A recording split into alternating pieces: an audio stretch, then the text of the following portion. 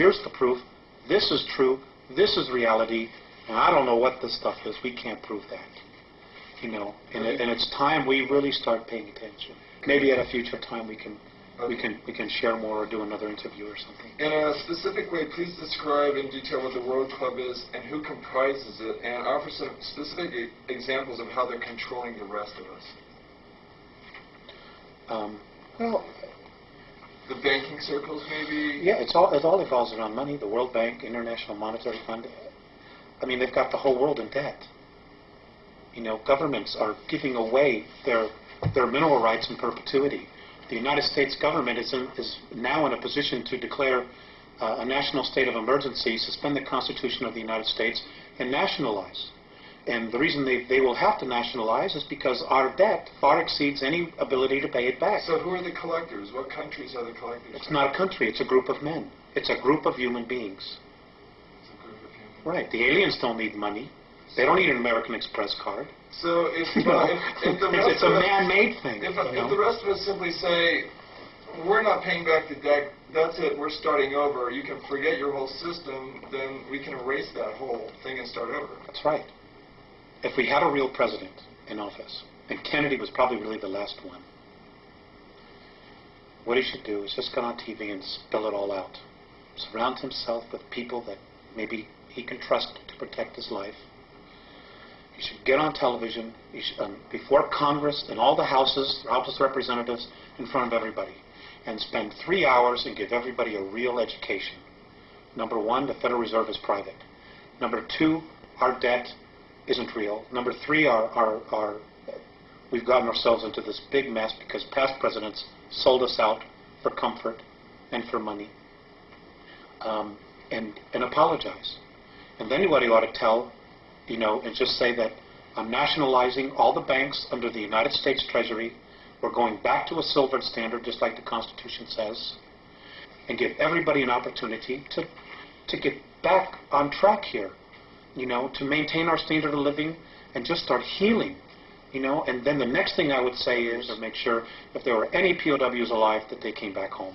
And I would start healing all of that crap. The fact that, you know, that our POWs were sold out because of a debt, because of $3 billion, when we've wasted $3 billion, or a promise to Vietnam, when we've wasted that kind of money on such stupid things as studying the sexual habits of a tsetse fly or frogs mating. I mean, it's unconscionable that we've allowed our government to do this. Alex, we've got about 5 minutes left. Let's see if we can do some real brief answers to some of these last couple things, just real brief. The United States, Britain, and the Soviet Union, according to your sources, have been building secret technologies and bases on Earth, the Moon, and Mars for some time. Where are these bases to be found on the Moon? Where are they? Yeah. They're on the dark side. And do you know what the locations are, what they're called? Yes. One is under Jules Verne. God, I wish I had those notes in front of me.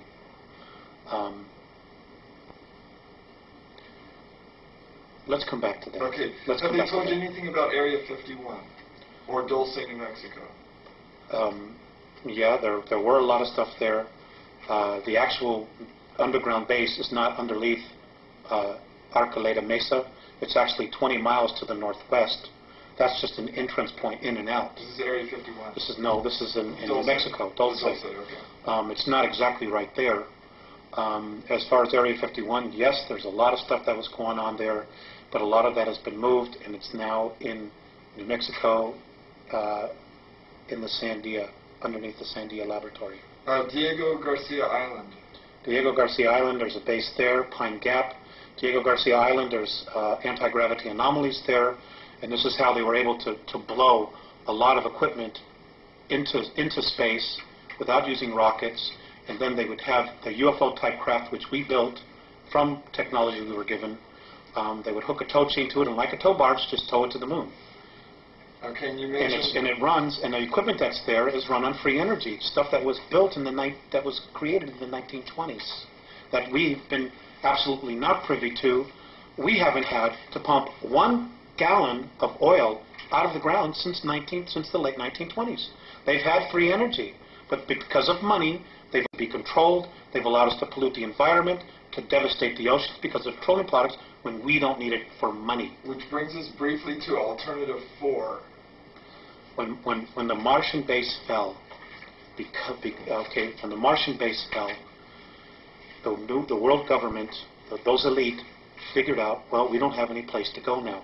The moon is not set up for long-term habitation, where Mars is and could be. So what happened was, when it fell and they knew we couldn't get there, they figured, well, we got to do something about here, because we have nowhere else to go. So I was told by the Andromedans that these men who think they're God had to come up with another alternative, which was they thought that they could create a controlled polar shift by detonating nuclear weapons or cobalt weapons underneath the South Polar ice cap, causing it to slip, which would cause the poles to slip. And within a 24-hour period, you would completely drown 83 to 85% of the population. So the Andromedans said that they will not allow this. It isn't going to happen. If the Earth is going to do it, it'll be done by her will, in a natural way. And that is a possibility in our future. What is the primary message of the Andromedans? Grow up now. Open your eyes. Open your ears. Take responsibility for your life. Take responsibility for your planet. And realize this is your home. This is your race. And that if you are sincere in making the effort to evolve, they will meet us halfway. But they're not going to come in here and do all the work for us. Their single most important thing is, and I'll go back to that little saying, the love that you withhold is the pain that you carry. We have got to start coming together as a race. We have got to stop allowing ourselves to be manipulated. What can an average person do? I mean, how can we reach out to the Andromedans? Prayer, meditation. Everybody has their own way of praying or whatever. And again, I want to stress this: the Andromedans can help, but they're not God. They're not our saviors. We need to be our own saviors. We can ask them for guidance and help, but they're not God. Period. Don't worship them. Don't worship anybody. Worship the God inside of you. What will happen to those human beings who do not make the jump? They'll go somewhere else. And what will happen to those beings who do make the jump after the jump? They'll move into 4th and 5th density. And those of us who survive this incredible ordeal that we're about to really experience will become new teachers, and we'll be able to go to different worlds and teach what we know, and be able to teach other evolving civilizations what not to do and how not to get themselves in trouble. And we have an incredible future if we can get through that. If 10% of the population of the planet can really get it together, it'll create what is called the 100th monkey syndrome. And suddenly 11, 12, 13% people will just start getting it. And it's going to take 10%. That's 500, 600 million people right now. And it starts on an individual basis. The government's not going to tell you. God, we could be in. They're going to play out the second coming. They're going to try to present a savior. They're going to project holographic images in space and say we're here to save you. They're going to do mock battle. They're going to screw with us big time. Sorry, I slipped out that word. And folks, we just got to start paying attention. Don't take anything at face value. Make them prove it. And whether you believe a word I'm saying, it doesn't matter. If somebody tells you that this is truth, make them prove it. If it's real, it'll stand up to scrutiny. If it isn't, it won't. Because the truth can always stand on its own. It doesn't need help, and it doesn't need lies to stand up. And let's end it there. Thank you for this time. It's been a real honor for me.